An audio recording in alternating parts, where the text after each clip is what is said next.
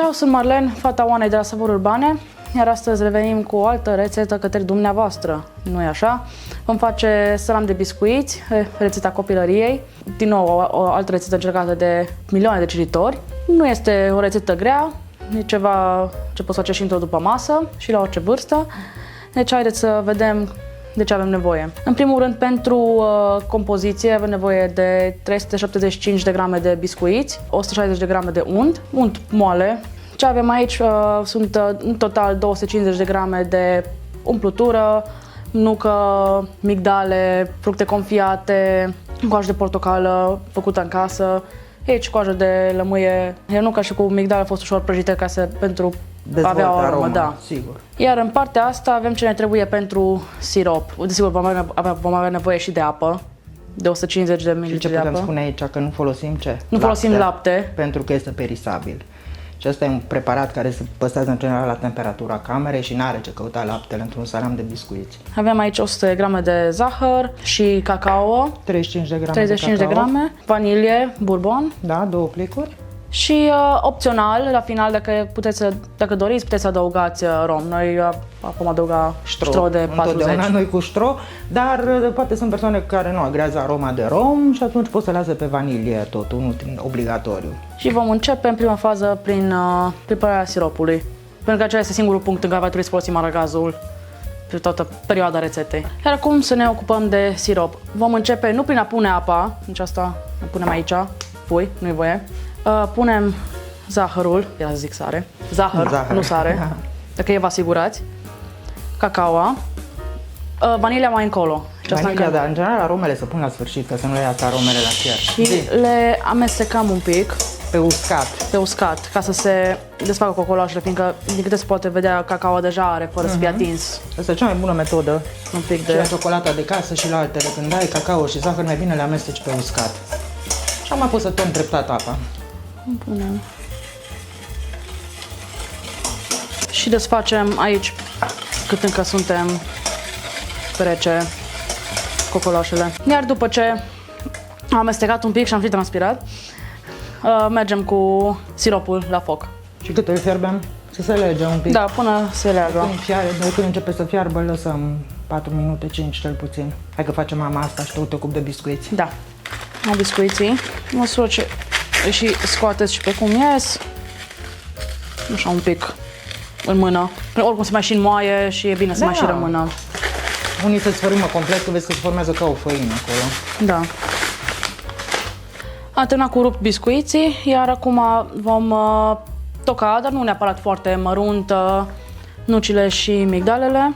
Puteți pune și alune de pădure, fistic. Noi acum am pus ce am avut la îndemână, pentru că este și genul de preparat în care pot să... Și în loc de merișoare putem pune stafide, numai cuiva nu-i plac stafidele. Siropul este acum, nu e gata, dar l-am luat de pe foc. Acum îi voi pune zahărul vanilat, dar cu romul vom mai aștepta un pic pentru că este foarte fierbinte. Perfect. Iar acum urmează să punem din ștro un pic. Sau alt rom, Jamaica brun, da. Havana Club, Bacardi egal, ce marcă vă place. Atât. Mai amestecăm aici un pic. Iar acum începe distracția, pentru că pune totul la oaltă. Începem cu părțile uscate, peste biscuiți. Da. Nucile, fructele confiate. Și amestecăm un pic așa pe uscat. Înainte de a turna siropul. Fructele confiate și le amestecăm un pic între ele. Nu faceți greșeală ca mine, luați un bol mai mare. Da, bine, am vrut să fie transparent, să se vadă, că avem noi și bol mai mare. Dacă vrei, îți dau unul de aici imediat. În unele variante de rețete se propune ca untul să se pună aici în bol și peste siropul. O variantă mai simplă ar fi să puneți untul direct în sirop, pentru că oricum tot aici vor ajunge. Siropul călduț, care da, omogenizarea mai bună. Pune-l sirop. Da. Și pe urmă torni totul acolo și ai terminat. Așa. Untul se topește de la căldura reziduală a oalei, e destul de cald acolo. Atunci va fi mult mai simplu de gestionat. Acum turnăm Cum miroase? toată compoziția Miroase bine. Da. La ciocolată, miroase și a rom. Ciocolată și vanilie. Ceacoșă de portocală. Confiată. Am revenit acum după ce am amestecat mai bine compoziția. În mod normal, e mult mai ușor să faceți asta cu mâna, dar se poate și cu lingura. Cam așa ajunge să arate. Nu am mai adăugat niciun pic de lichid în plus față de siropul făcut. Biscuiții acum încep să se umfle, să tragă din toate. Și așa se mai și rup oricum pe măsură ce se amestecă. Dar nu vrem să-i rupem, știi, să rămână și Nu, bucățele. da, pe măsură ce amestecă așa. Da. Hai că revenim cu Revenim. folia. Da. S-a împărțit bolul. S-a pregătit folia. Acum vom pune Am zis să facem 2 salamuri. Nu, Jumătate. nu o singură mortadela sau un parizer de biscuiți. Să fie totuși mai mic. Pune așa cum poți, că după aia îl aranjezi tu din folie, îi dăm forma. Acum îi vom da forma de salam. Luăm folia. Mă de deasupra îl modelez ca pe plastelină. Dă-i cu mâinile și mai adu capetele unde e subțire, adu-le mai spre centru să fie mai gros. Acum nu trebuie să fie perfect chiar de... În momentul ăsta, nu, dar îi dăm noi formă după. Îl ducem peste. Preferi mai plat un pic la mijloc și mai gros la capete, că să fie uniform. Așa. Bun. Ținem strâns de el. Ca pe bomboană, fă la capete. Acum îl tensionezi. Foarte bine îl rulezi și tot strângi. Atunci împingi compoziția spre mijloc și acolo mai aranjezi tu cu mâna. Așa. Mai. Cel mai bine îi pui un nod într-un capăt ce terminat. Într-o parte știi că ți-i legat și nu mai ai grija că se desface. Așa, și mai din celălalt capăt poți împinge compoziția. E foarte bine. Cam asta va fi forma finală.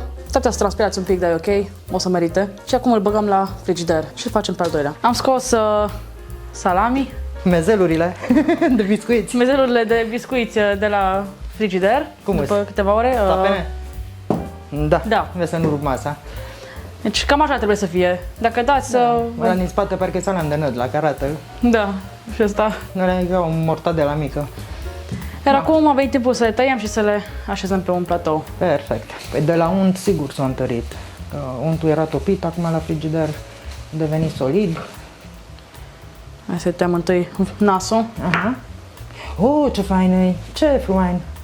Salam de biscuiți! Super! Fain o ieși cu bucățile alea mai mari și uite că se vede și nuca și migdala și ce ai mai pus.